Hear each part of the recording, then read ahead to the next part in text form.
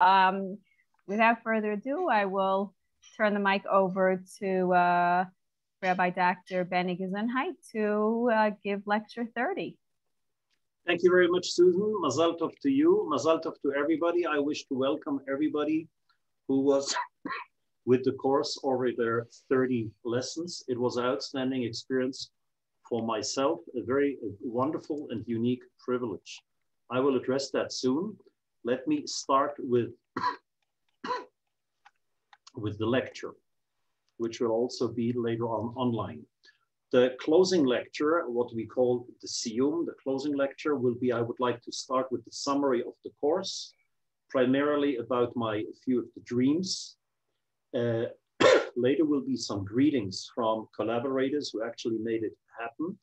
And during every class, we had at the beginning here Rabbi Lau, Rabbi Mintz, Rabbi J, and Ilana Kelman, and Herzog. And I asked those colleagues who made it possible to teach to say a few words about their background. It was a collaborative effort. We will have some music before Professor Egbert Ballholm from Dortmund, Germany, will talk about various approaches of reading Tehillim. Special welcome to you, Professor Ballholm, and your students. It is a very special opportunity and privilege. Susan will say a few closing words. The contextual interpretation, as you see here, is a real innovation, something new. And I can summarize that we looked, and when we spoke about the biblical text in Tehillim, we looked at it like in a microscope. We went up a ladder, the eyes from a bird's eye, and sometimes even higher from the satellite. So I can summarize it very quickly that chapter 1 to 15, that was always the summary. Today we talk about the summary, that there is indeed a strong intertextuality in these text chapters and a close contextuality, which we elaborated. It was new for me and showed new lights, new insights, new experience in my learning.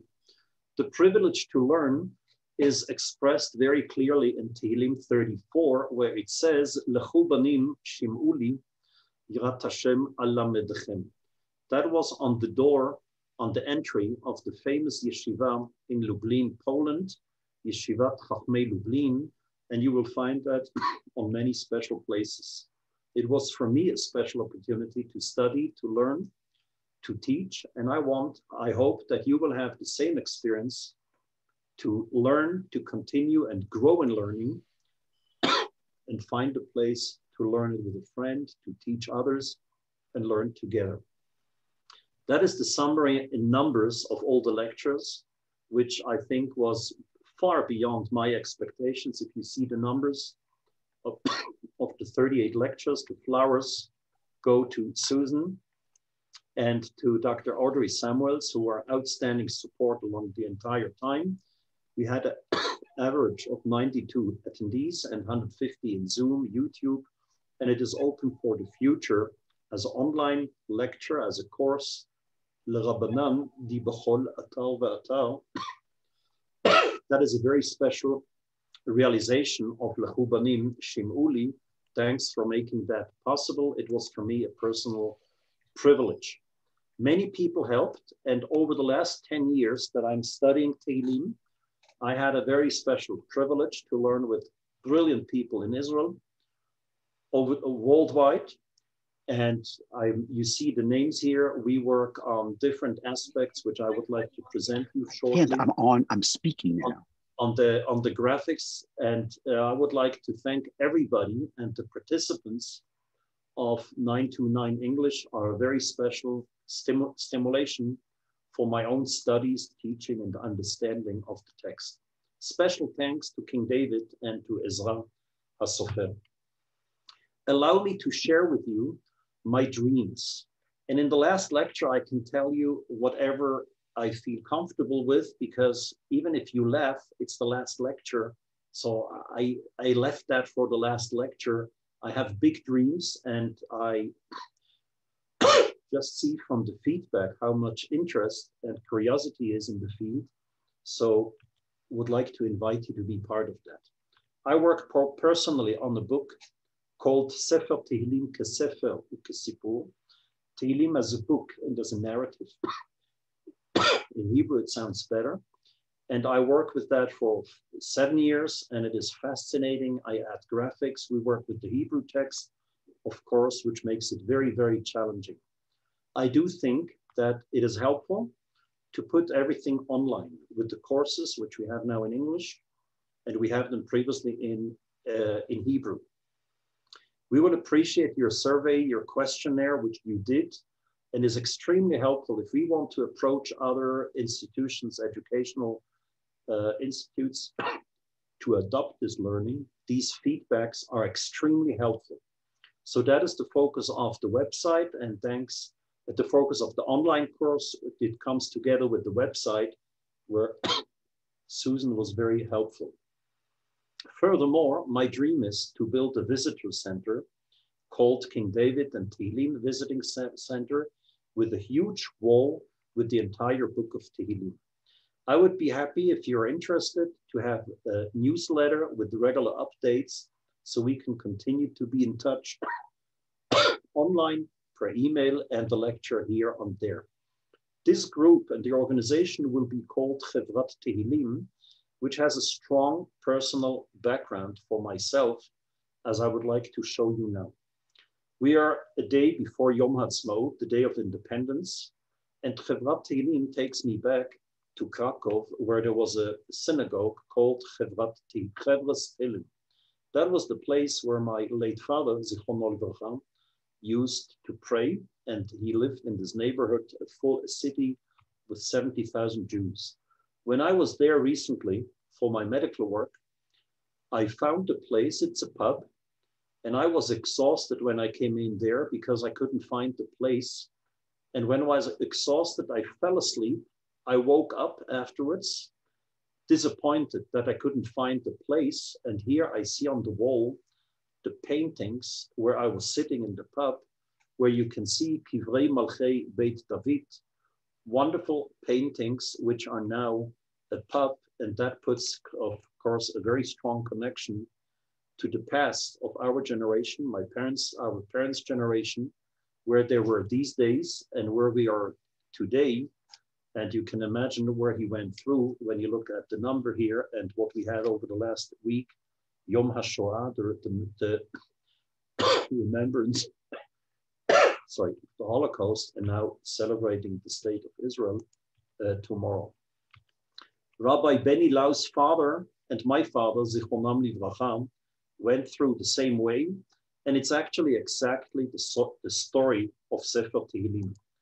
Both from families in Poland, rabbinic families, who were very famous and active in the Jewish learning community. They went through book 3 and 4, the destruction, and they saw in their own life and suffering what we learned in chapter 79. And we are witnesses today to be in Israel and to be part of Israel. That's the story of our fathers, and that is the story of Am Yisrael during these days. How blessed are we that we can sit together with friends worldwide and study in our times. When we come back to Yerushalayim, it says in the Song of the Ascents in Shir HaMa'alot, B'shuv Hashem Shivat Zion Hayinu Kecholmim. So we have to dream. Without dreams, it doesn't work. Here are my dreams, which I would like to share with you.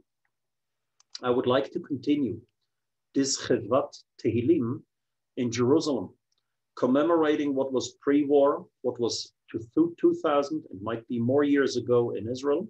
And as the Midrash points it out, if we see the contextuality in Sefer Tehillim, we can lahachayot meitim velasot muftim. We can revive the dead and perform miracles. We will see the Midrash in a few minutes.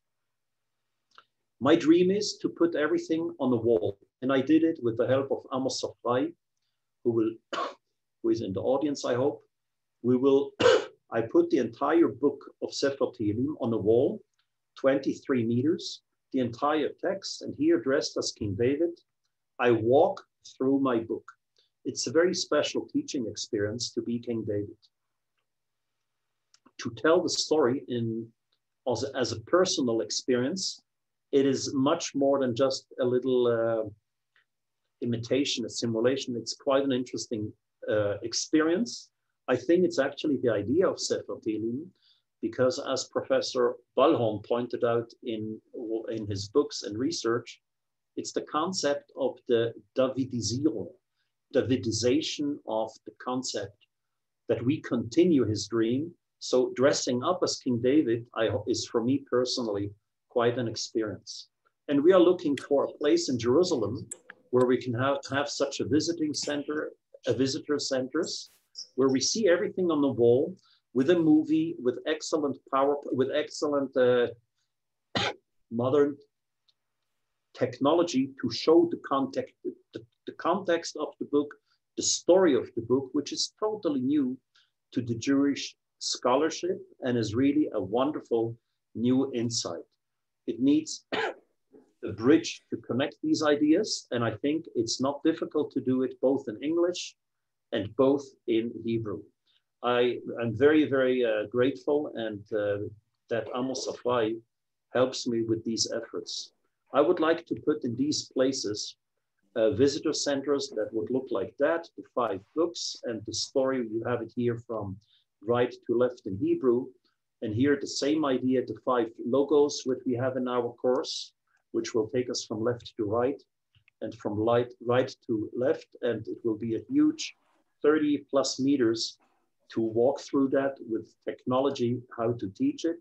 It is a short experience, but people can have a take-home message from this short visit and continue their own studies and grow in these studies.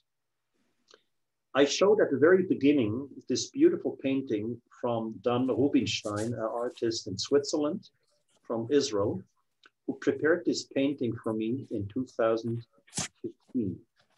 You will find it online with explanations.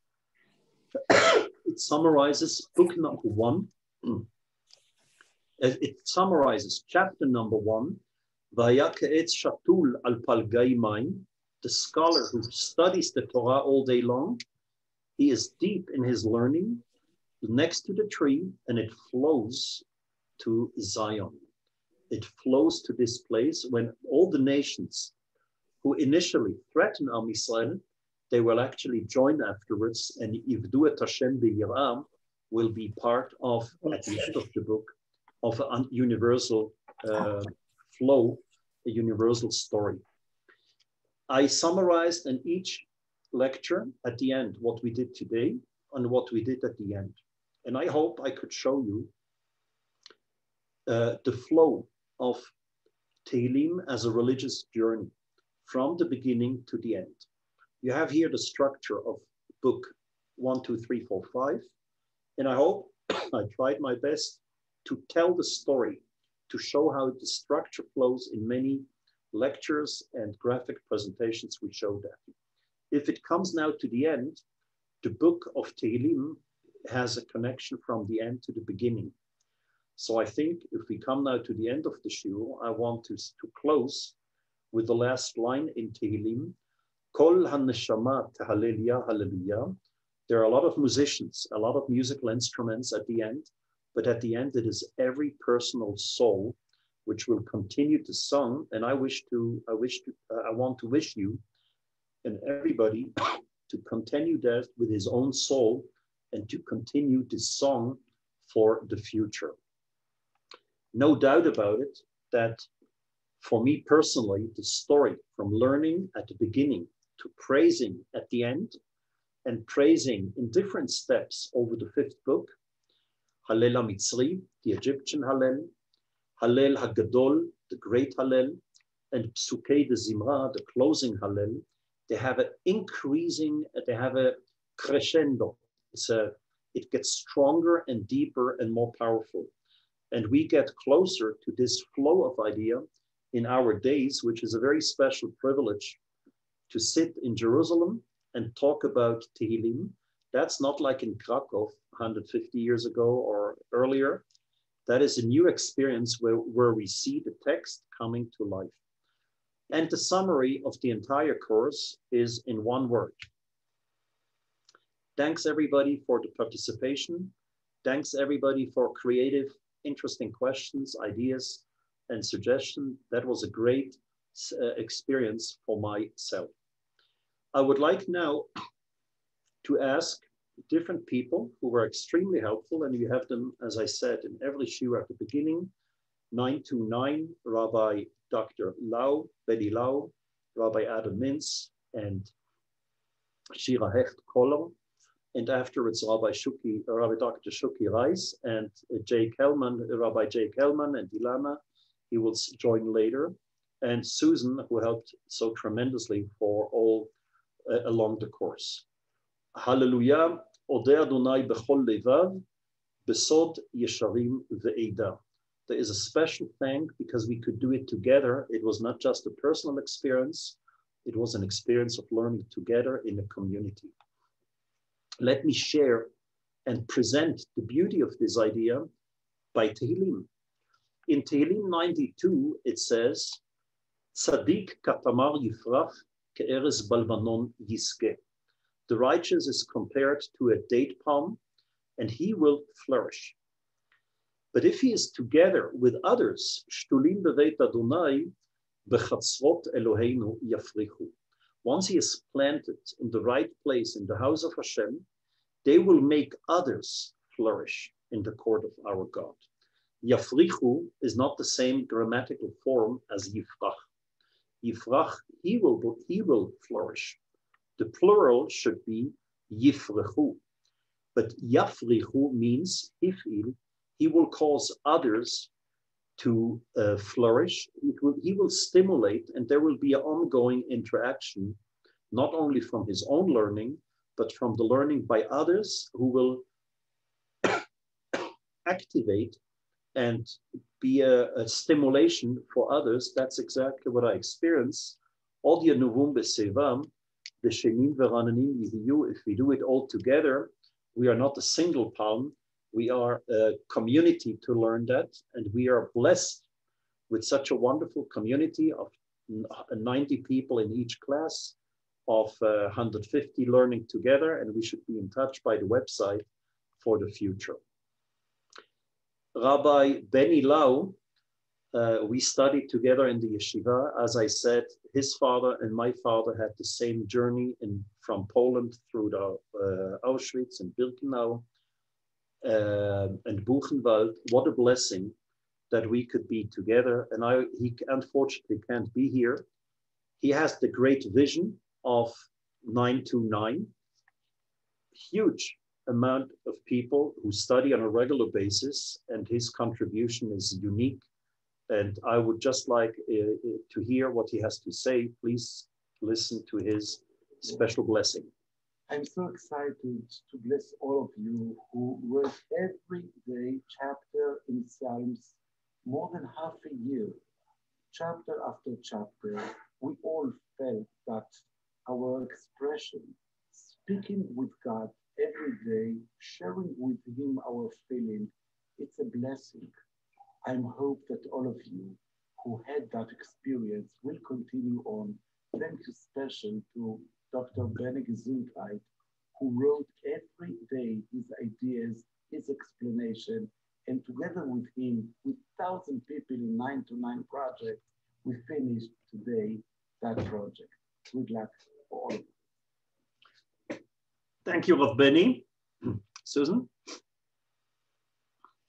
Thank you very much, to Rav Beni. And now we'd like Rabbi Adam Mintz, if you could please open up your mic and say a few words.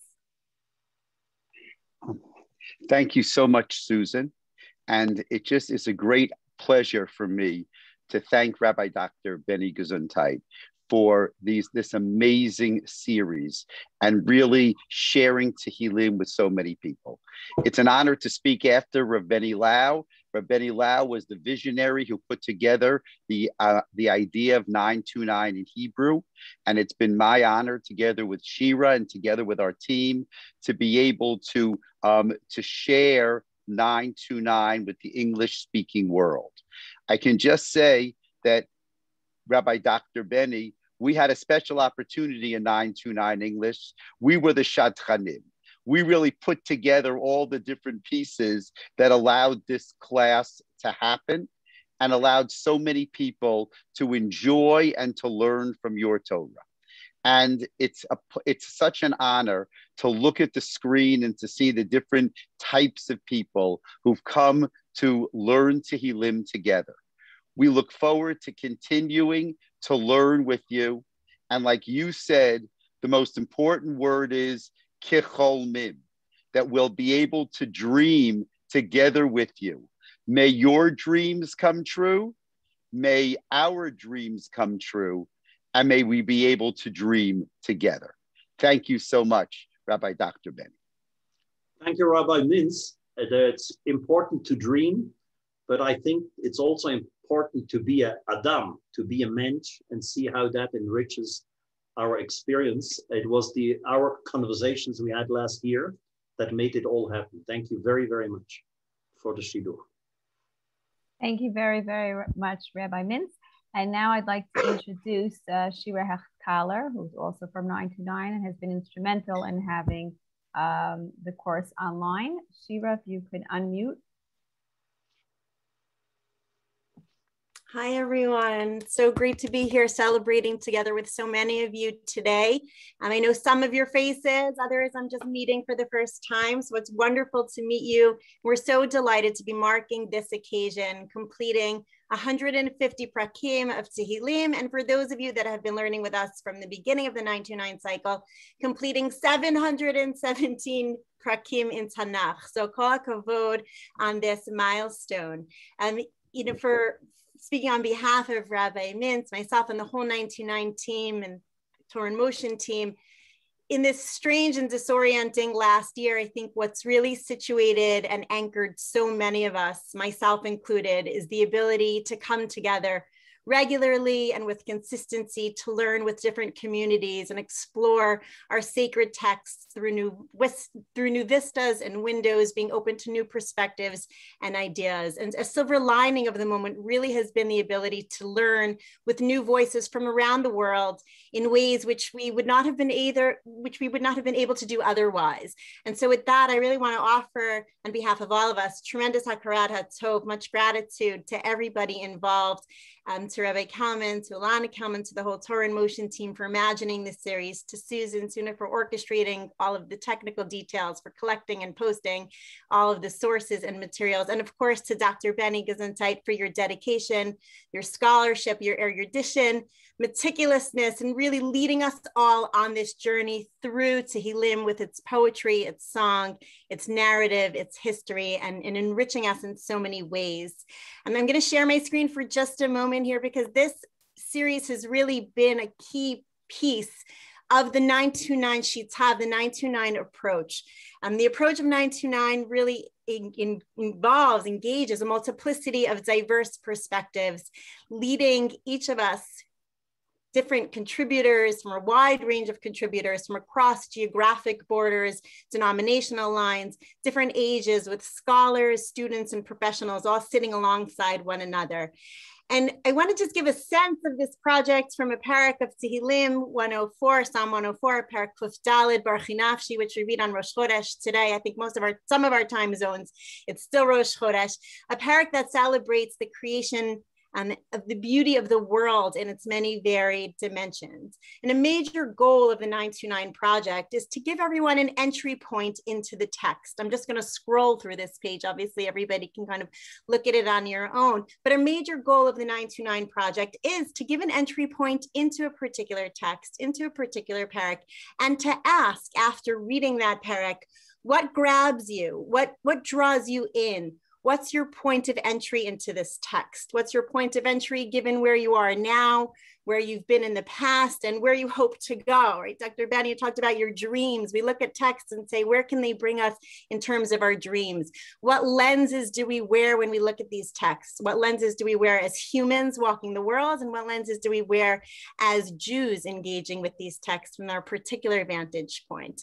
And when we think this way, we offer the community of writers and contributors to contribute a point. It doesn't necessarily need to be a big point, something that resonates and speaks with you.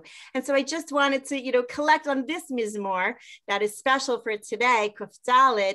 We collected a couple of months ago in the cycle, in the 929 cycle, different point of entries that were musical, poetic, visual, artistic, literary, ideological, theological, playful, historical, experiential, just to name a few approaches. And so when we look through all of these mizmorim together, we can ask, and we do ask, where is the psalmist coming from? Where is the psalmist David looking from? And where are we looking from? And so with that, I really just wanted to thank Dr. Beni Gesundheit for providing so many different lenses and perspectives for all of us to understand both where the psalmist was looking from and where we too can be looking from. And you can click on each one of these. This is just one parak, one day on 929. And we are very grateful. Look forward to continuing sharing this Torah far and wide and to learn together with this entire community for many, many years in the future. Mazal tov on this occasion. And thank you, everyone, for being part of it. Thank you so much, Shira. Wow, it was very, very special. Rav Beni, did you want to say another word? Shira Chadasha, Shibchu Geulim. Thank you, Shira, for all your great work. And we hope to continue, as we discussed, in many avenues to keep learning. Thank you very, very much. We'll be in touch. Okay, Rabbi Dr. Shuki Rice. I know that you're on the Zoom, so if you'd unmute now, you can say a few words. Yes. Shalom to everyone. I'm excited to join you for your last weekly class on Sefer Tehillim with Dr. Beni Gesundheit. I would like to congratulate everyone who took part in this series, which was joint collaboration with the Herzog College. Some of you, sorry, I'm a little excited. Some of you may already know that these classes and others by Dr. Gesundheit are posted on Herzog Bible website at tanach.com. The website is available in Hebrew, English, and Spanish for Tanakh students all around the world. We hope to continue to develop the site in order to give many more learning opportunities to increasing number of Tanakh students. We are very pleased and thankful to have been blessed with the wonderful teachings of Dr. Gesundheit. You can click the link I am sending you now by chat to access this series on the tanach.com website. We are planning to develop an online course in English based on this series of shiurim. It was a pleasure to meet you all today. Many thanks to the organizers and of course to Beni Gesundheit. Erev tov, toda rabah. Shalom, shalom. Shuki, thank you very much. You made the connections. We studied in the yeshiva some 30 years ago. And to see this continuity, and as a neighbor and as a friend, as the pleasure of learning together and seeing how you build up such a wonderful community online, we wish you a lot of hatzlacha. Thanks a lot. Thank you. Thank you very much. Okay, thank you very, very much, Reb Shuki, for joining us today and for putting up the shiurim on Herzog College website. That's very exciting. It's another avenue to investigate and to see Rav Beni shiurim and many other very interesting shiurim. I'm not sure that Rav J. Kalman is here yet. He said he could only be here at 5 in about 10 minutes. So I think we should proceed, and then when he is able to come, perhaps we'll take a little break. Sure. Thank you very much. And what we'll do now, a short interruption. As Shira said, we will celebrate by singing together. So I'm happy that we put together 4 minutes of songs, which you will hear in a second. Just a moment, please. You will see it right away. And afterwards, I will give the introduction for the talk of Professor Balhom. Please enjoy, meanwhile, a 4 minutes interruption songs.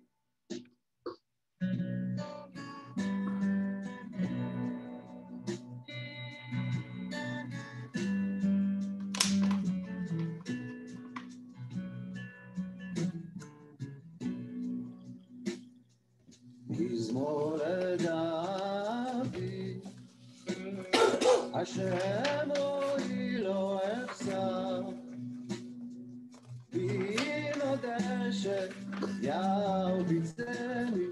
מי מנוחות ינהלנו תערוך לפני שולחן תערוך לפני שולחן תערוך לפני שולחן נגד צורריי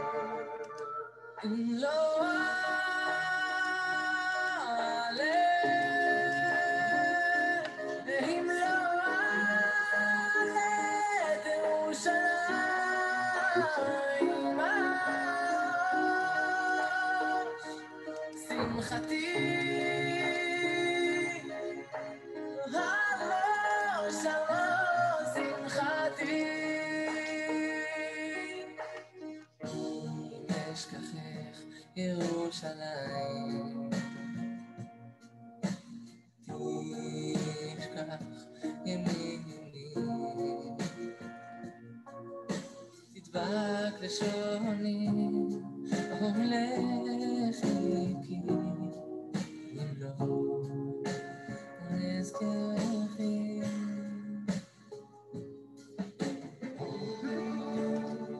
הודו לשם כי טוב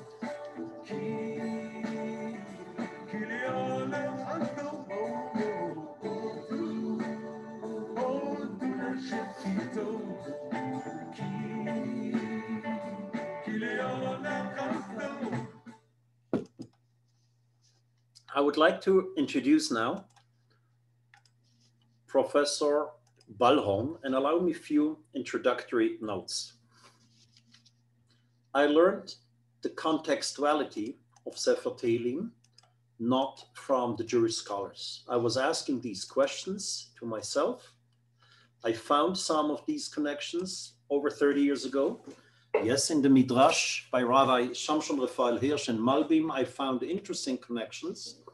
Ibn Ezra, the famous scholar, says, they are not connected.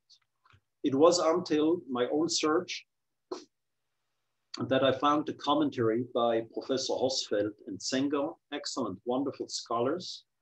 And I read with great interest their research and the research of their students. One of the students is Professor Egbert Balholm, who researched the fourth and the fifth book.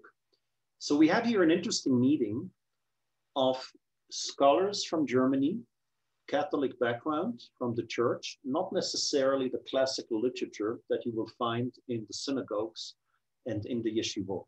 And I'm privileged to read German and have the personal connection and friendship with Egbert.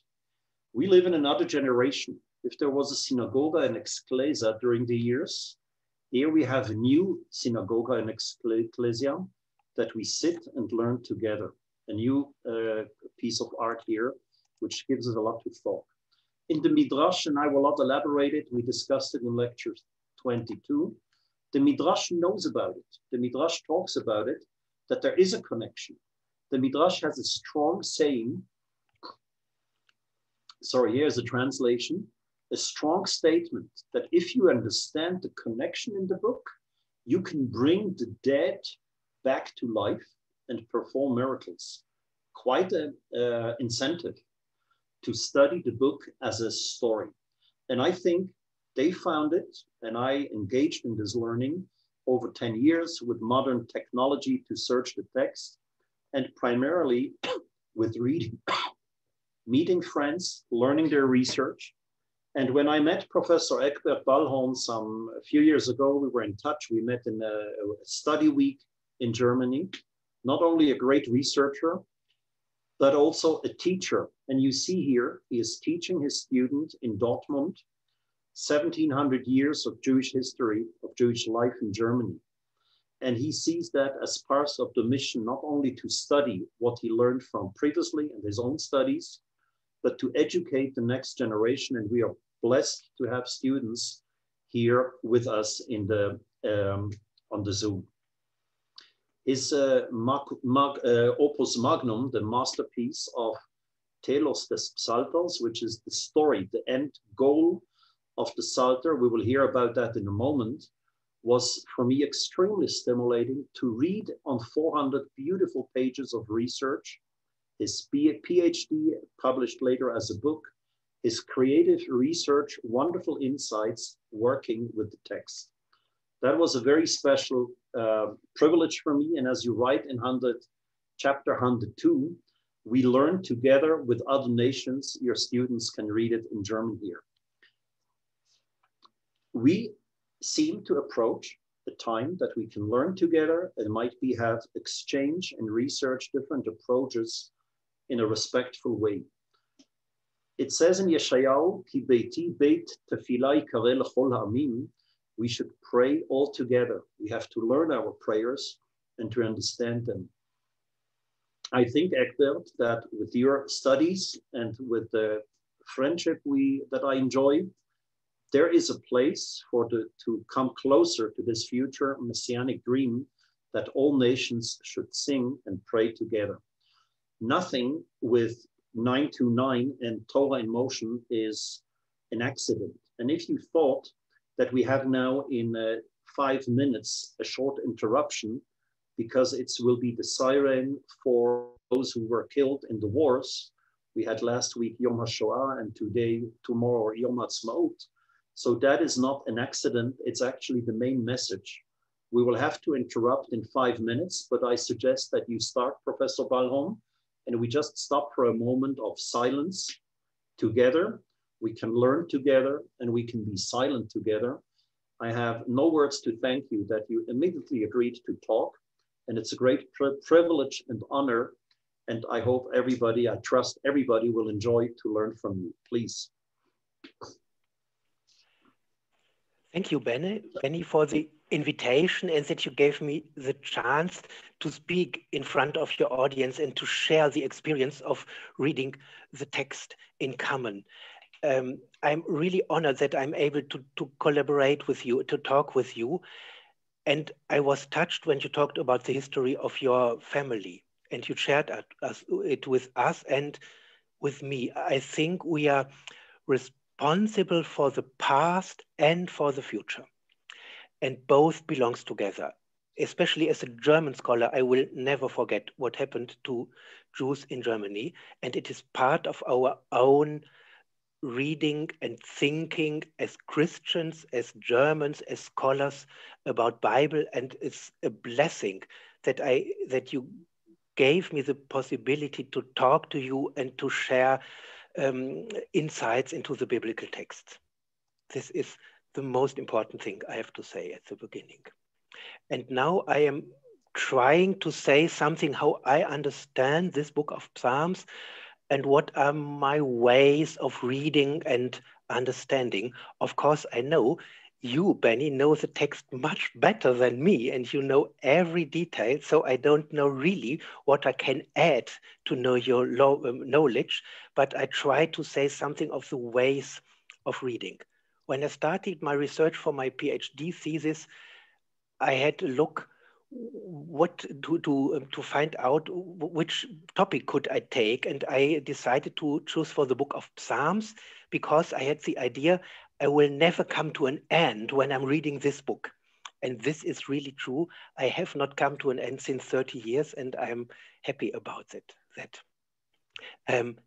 And there is one Jewish saying, I think you all of you know better than me. The Torah has 70 faces. I don't know how it is in Hebrew, but this is important for my understanding, to read the same text of Bible in so many different ways, because it is so full of senses and meaning that every act of reading creates one dimension of its truth.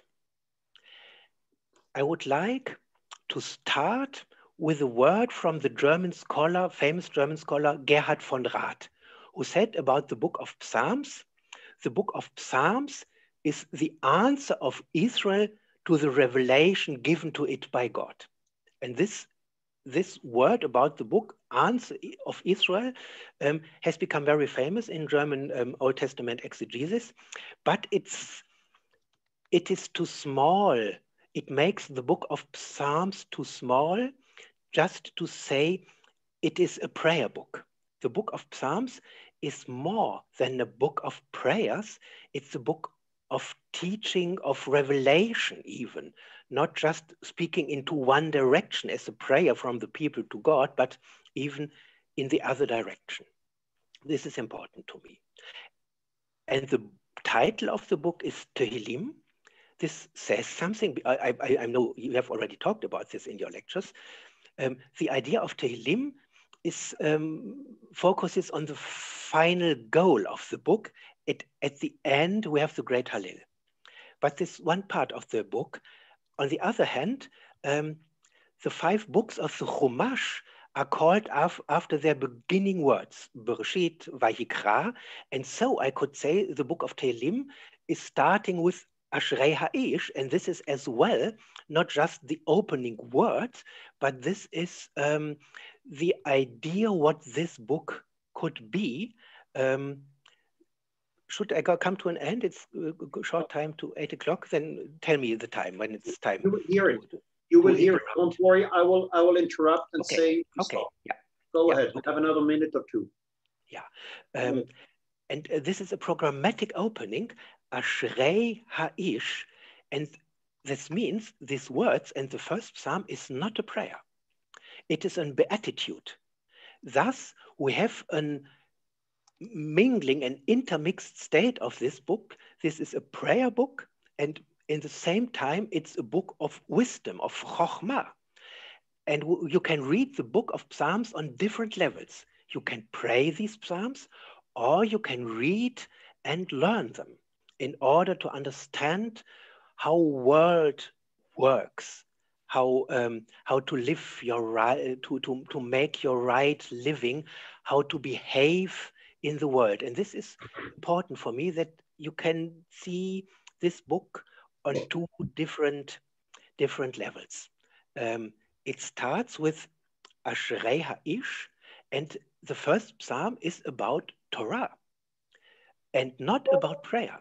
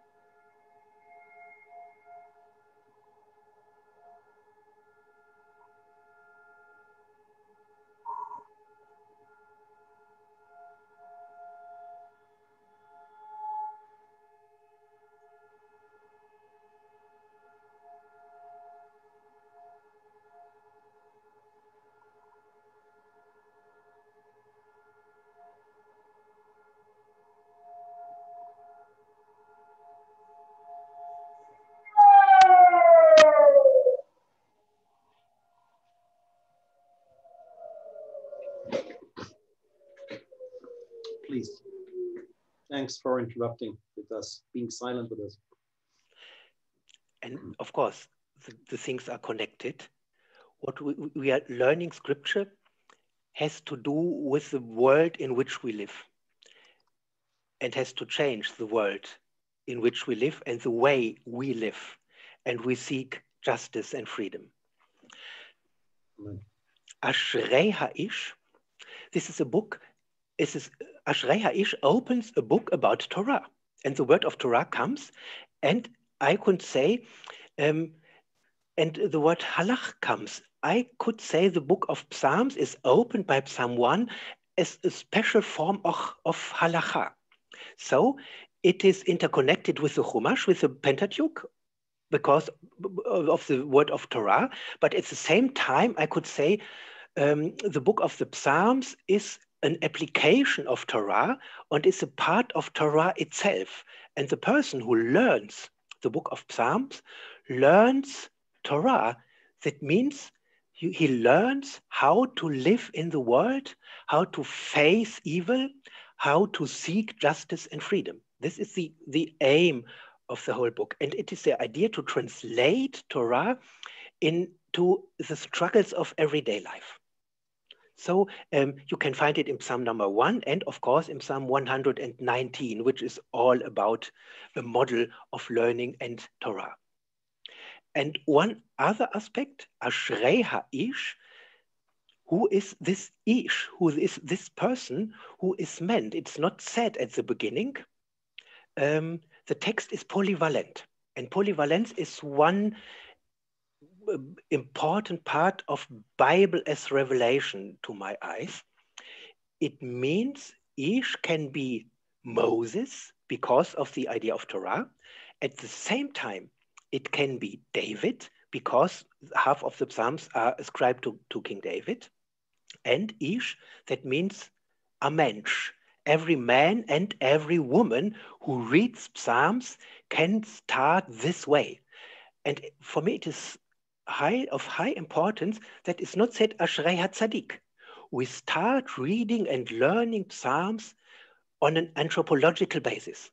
Every man and woman is invited and introduced to make a decision between good and evil, and at the end to come into the Edat Tzadikim. So we have in the Psalm 1 the idea of joining a community. This is outlined in Psalm 1 and it ends with the universal Edat Tzadikim, I would say, in Psalm 150. And this is a long, long way. And this is no linearity in this way.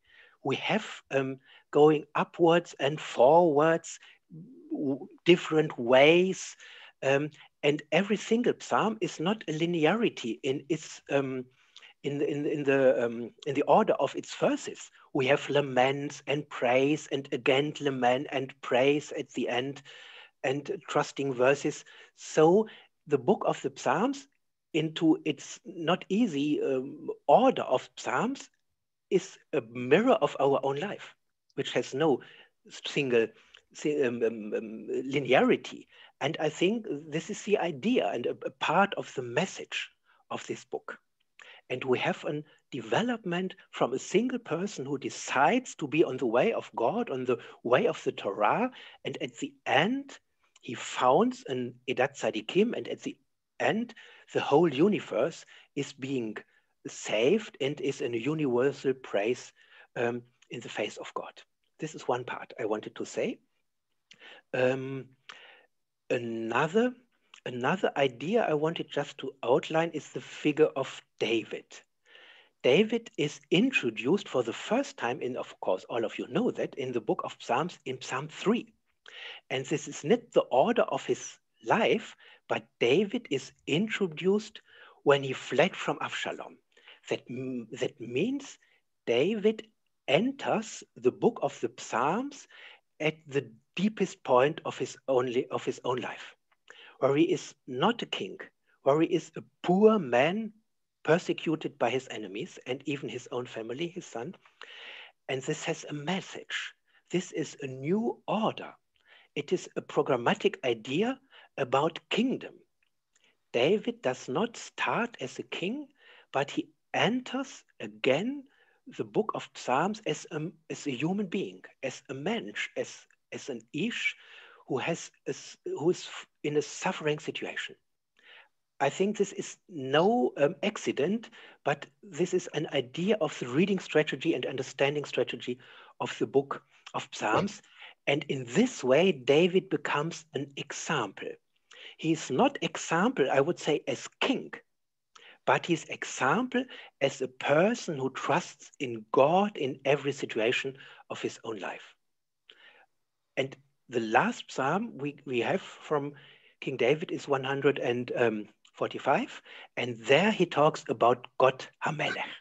And so we start without David not a king, and we end with David giving away his crown and says, God is king of the universe. This is an inclusion which is quite important to the Psalms, to the book of Psalms. And one last point, and then I can end my short lecture. What about reading strategies? When you start reading and learning and going with the Psalms, you enrich your own vocabulary. At the end of Psalm 2, we have, one moment, we have the situation against a beatitude, Ashrei kol chosei vo. That means Ashrei, all people who are trusting in God. And who are those people trusting in God? And when I go on reading, I'm reading B'cha Adonai Chasiti.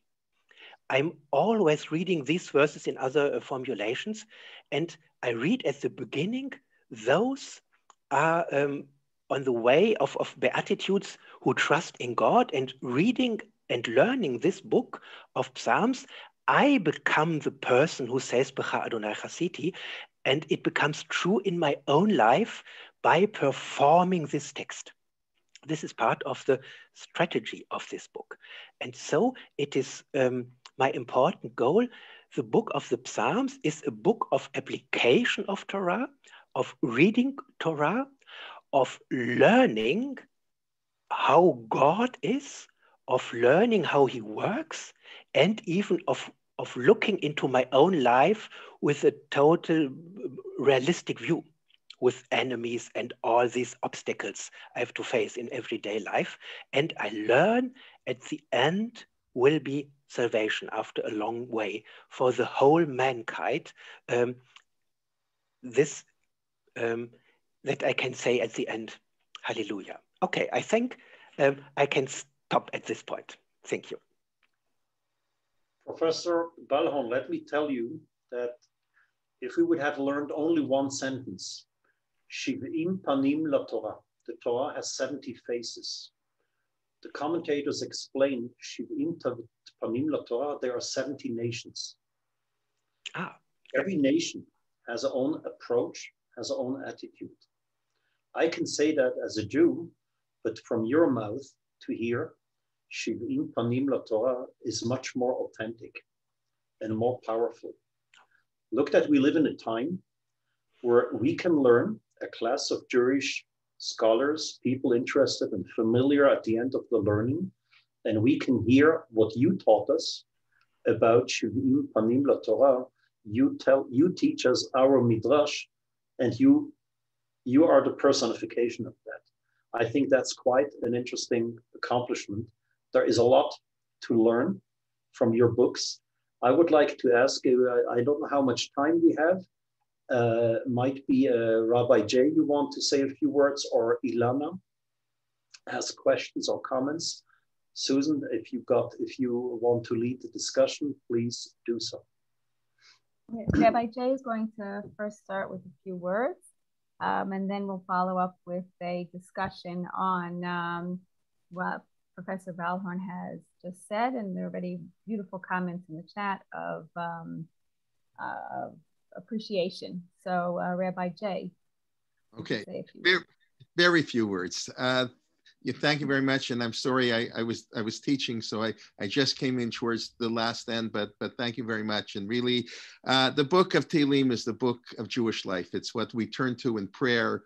we turn to in joyous moments, we turn to in sad moments and nervous moments. It's the book that the Jewish people take with them. And over the last 6 months of this wonderful series, we've been going through, I guess, the book of not being well. The book we take it when we need good health and happy occasions. And even Beni, your father-in-law passed away during this crisis, and really I want to thank you for bringing Tehillim to life in all the times, during lifetimes of crisis. Your creativity, your originality that we've known for already over 20 years, but people here are just hearing for the first time. I think Beni in many ways is Ish Eshkolot, a person who has so many talents and so many wide fields. He's a medical doctor. It doesn't come across when you're teaching Tehillim. You don't expect that coming from a highly trained medical doctor. And I just want to thank you, and I want to thank Shira and Rabbi Adam and 929 and Susan and Audrey and everybody who helped put this together, and Dr. Bellhorn for your insight and help in the background to Beni. And I want to thank, of course, all of you who come to. I think the participants are the inspiration, and the questions and the insights and the comments. And I know that's what gives me the inspiration to keep offering all these, working on all these classes. And it's been a joy, even though I was teaching at this time and I missed a lot of, this live, but it's really, I know we're in wonderful hands. And Dr. Beni, I want to thank you again. And we look forward to learning with you. And I think we all have a greater appreciation of this so wonderful book that we mumble and say all the time, but so rarely do we go and study. So thank you very much. And okay, Susan, you can take over, and thank you for all your help. Rabbi Jay, I wish to thank you. You made it possible. Your organization is called Torah in Motion. It keeps the Torah in motion. It keeps us in motion. And it's all your accomplishment. Thank you very much. Allow me, during the entire course, at the end, people ask questions, and very intelligent and stimulating questions. Allow me, please, that I ask now a question to Professor Ballholm, and might be not only to you, to the entire audience. We were not used to study Torah together. We were not used to do so. My grandparents, my parents, they have another background, another cultural time. I would like to ask you, Professor Ballholm, and your students, and might be the Jewish audience, what's the vision to learn together? I see in the chat that people say we wish to learn more from Professor Ballholm, from his attitude. It's not only the knowledge, and you said the Tehillim should bring us to be a mensch and to be aware and to structure our life. So I'm asking you, how do you and your students, which it's such a pleasure to see them here, what a wonderful time we live. If I would say that on the book of Sefer Tehillim, if it started here with King David in the past and the destruction, and it came up, we live in a time where we sit all together, and we sit together.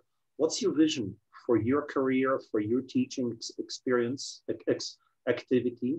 What do you wish to see in 5 years, in 10 years by studying together? At first, I have to do a glimpse into the past. When I look at the history in Germany between Jews and Christians, in the 19th centuries, there were so many Jews who wanted to come into contact with Christian scholars, and Christians were not interested in a quiet form of dialogue. And now Christian scholars are interested, but of course, we have murdered the Jews in Germany during the Shoah, and we shall never forget it. So it's really a blessing that we have now, after this time of the opportunity to talk together. And my aim is, or my idea is, the Bible is the revelation of the one and only God. And it's very important that this is in the form of language, in the form of letters we can see and discuss. And so even from different points of view or from different origin, we can talk about the same text and the ideas we have reading together this text. And And I think the meaning of text is even generated and produced in the, this is something like the Torah Sheba'al Peh. It is generated and produced during the different acts of reading. And so it helps me when other people say what they are seeing and reading in these texts with the help of their tradition and with the help of their own life experience, something like this. And we try to do in German at Haus Orbeck, as you know, from time to time, to make these ways of reading together and finding out what are the ideas of God, which he wants to teach us with the help of his Bible. It's very interesting. It says in Tehillim number 2, Yoshev Bashamayim Yischak Lam. God sees the enemies. They come and threaten Am Yisrael. He sits there, and at the end, all the nations will come. Yivdu et Adonai b'yirah. They will worship him respectfully. The Gemara in Masechet Avodah Zarah says at the beginning, when the nations come, they will also study, regardless with which attitude they come. That reflects very much the beginning of the book and the end. So I feel strongly, and I want to say that very clearly at the end of my course. My knowledge that I had the privilege to present you is not my knowledge. I was searching for that. I was looking for a systematic approach. I found a little bit here and a little bit there. And the Midrash is very sporadic and a lot of fragments. There was not a full picture. And I saw the work by different scholars. I will not make a list now by Balibiero, the first book, and others. I found one work by Professor Balholm on book 4 and 5, which inspired me very, very much, and I kept running. So here, the entire course comes from American research, Wilson, comes from primarily the German scholars. And look at the time now, Yoshev Bashamayim Yischak Lam. God has a very interesting sense of humor. That German scholars, Catholic researchers, very, very respectful. I think you gave tonight, a wonderful testimony of respectful for the text of Hashem, respectful to the people, respectful to the siren, and respectful how you analyze issues in life. We have an opportunity to learn and to continue this approach in a very, very special way. We have to learn together. Can we learn together in the church, in the synagogue? We are not there. We don't have to do it now. Yeshayahu says it. Ki beiti beit tefillah yikareh l'chol ha'amim. The Jewish-Christian dialogue has a huge potential. It's not easy, not for everybody, and it needs a special attitude. That is a question which I would like to raise. We will not find the solution for tonight, but I learned a lot from this research, and I wish to thank you as a representative of this scholarship, and it's my prayer that we continue to learn together. Kol hagoyim asher asita yavo v'ishtachavu lefanecha, chapter 86. All nations will come. You mentioned recently in a phone conversation, ich bin doch ein Goy. I'm a Goy. You are a wonderful Goy. And you are this Goy, which we talk in chapter 86 and 87, that we will come all together. Thank you so much. I would like to add one thought. Of course, you learn from German Psalm exegesis, but of course, I learned from Jewish exegesis. Samson Raphael Hirsch was very important for me during I was writing my PhD thesis. And Beni Jacob, he did not write about Tehillim, but on Genesis and Exodus. And Beni Jacob's exegesis was written in the 1920s, 30s, and it was never read by German scholars in that time. But nowadays, it is read. And I have to say at this point, I am extremely proud. Beni Jacob was rabbi in Dortmund. And so I feel connected, and near to my street, there is a Beni Jacob street. And every time I'm going there by bicycle, I'm remembering Beni Jacob and what he did for exegesis of the Bible. So he was professor in Dortmund for... Not professor, but rabbi of the Jewish community here in Dortmund. That's all gone. We live 70 years plus later. How do we continue? Rabbi Jay, now it's time for me to challenge you. Okay, Vakasha. Okay. Okay. What in terms of what? I'm sorry. You're going to raise a question. Or you want... For future. Oh, for future. I'm sorry. Yes, yeah. So I mentioned what our plan, what we discussed the plan. Would you like me to mention to everybody? I don't want to. No, I think what Professor Balholm mentioned. There is scholarship in Germany from Jewish scholar pre-war time. There are scholars who continue that, and we can learn a lot and to sharpen our minds and understandings.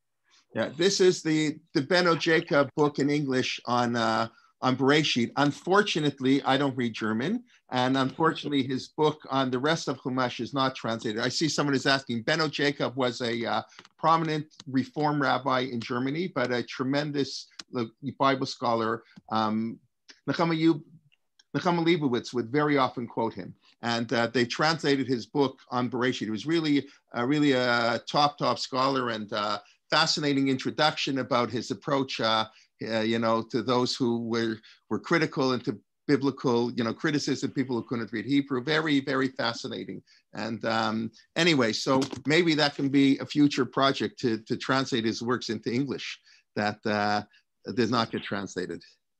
Yes.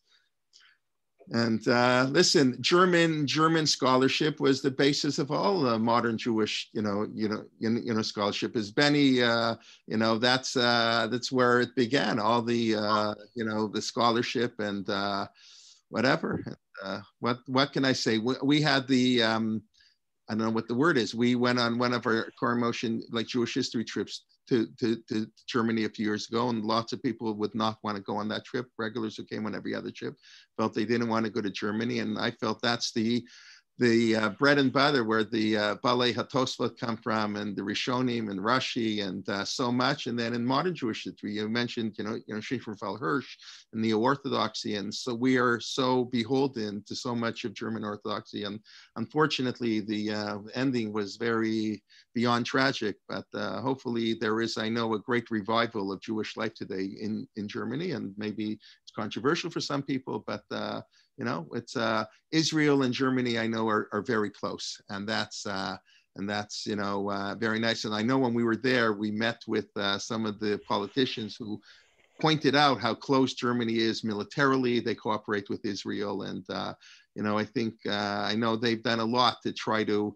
The Holocaust is everywhere in Germany. It's taught from kindergarten through grade 12. Every kid knows about it, and I think they've met up with their past much more than the rest of Europe. But anyway, that's for me. I'm not the expert, but you put me on the spot to say something. So I'll say again that I'm happy to share that my brother Shimon Gesundheit, who is a professor for biblical department in Jerusalem, he prepares and published some of the work of Professor Beno Jacob. It's a masterpiece. He wrote a little bit on Tehillim. I hope you will find an opportunity to learn about Chochmat Israel, Wissenschaft des Judentums, 19th century to 20th, and we should continue. From my perspective, I think we have to close, Rabbi Jay. Yes, we have another class, Megillat Ruth, starting at 1:30. So we want people to get a cup of, coffee. And before we start there, Shavuot is coming up. A book near Ruth and Tehillim are not far apart from each other. Ruth is the great grandmother of the main author of Sefer Tehillim. So everybody, of course, preparing for Shavuot. Ilana Goldstein-Sack will be giving a shir at the beginning 1:30, starting a 5-part series. So everybody's welcome to stay online and as we study Megillat Ruth. How was that, Beni? Thank you very much. That's a continuation back to the sources. It was a special privilege to sit together. Thanks everybody for the course. Thank you, Professor Balholm. And I hope we will be in touch and we should learn together and enjoy together our learning experience. Thank you, everybody. Shkoltu.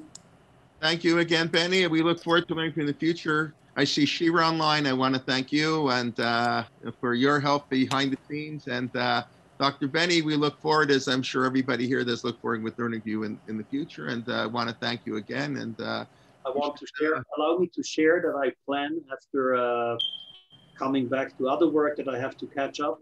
I have an online course on Jewish medical ethics, and I'm pleased to teach it in English, but I will need some time to take care of other commitments, and Bezrat Hashem will be in touch and keep the Torah and ourselves in motion.